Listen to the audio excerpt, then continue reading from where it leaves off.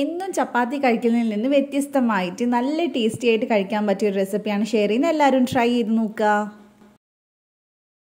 അപ്പോൾ ആദ്യം തന്നെ നമുക്ക് ചപ്പാത്തി കുഴയ്ക്കുന്ന പോലെ മാവൊന്ന് കുഴച്ചെടുക്കാം. ഞാൻ ഇവിടെ 1 കപ്പ് ഗോതമ്പ് പൊടി എടുത്തിട്ടുണ്ട്. അതിലേക്ക് ആവശ്യത്തിനുള്ള ഉപ്പ് നമുക്ക് ചേർത്ത് കൊടുക്കാം. എന്നിട്ട് ഒന്ന് നന്നായിട്ടൊന്ന് മിക്സ് ചെയ്തെടുക്കാം കേട്ടോ.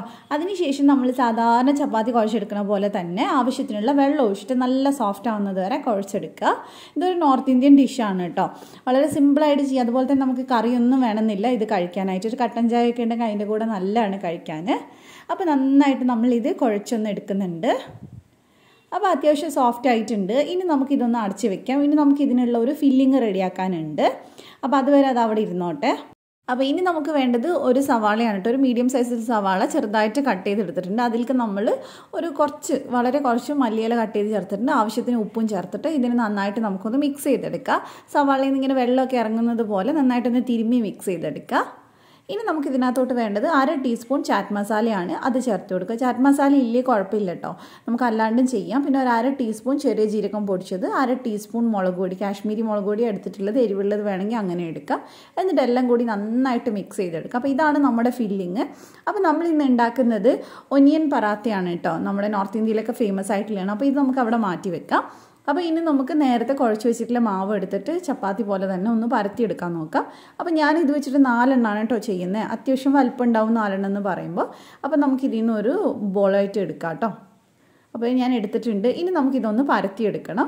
സാധാരണ ചപ്പാത്തിക്ക് പരത്തണം പോലെ തന്നെ നമുക്കൊന്ന് പരത്തിയെടുക്കാം. പക്ഷെ അത്രയും വലിപ്പമാക്കേണ്ട ആവശ്യമില്ല, കാരണം നമുക്ക് ഫില്ലിങ് വെക്കാനുണ്ട്.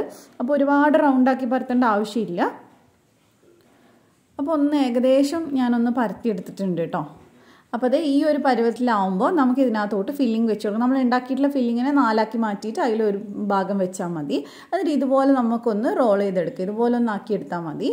അത് ജസ്റ്റ് ഒന്ന് പ്രസ് ചെയ്ത് കൊടുക്കുക. ഇനി നമുക്ക് അത്യാവശ്യം നല്ലോണം തന്നെ പൊടിയിട്ടിട്ട് ഇതൊന്ന് പരത്തിയെടുക്കുക.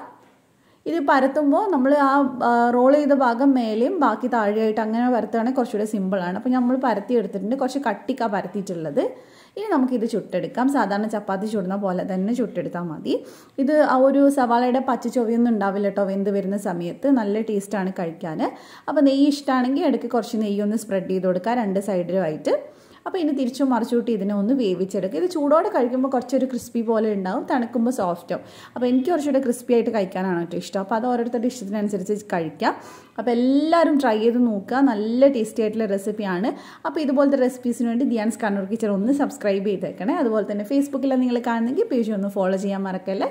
അപ്പോൾ മറ്റൊരു റെസിപ്പി ആയിട്ട് കാണാം. താങ്ക്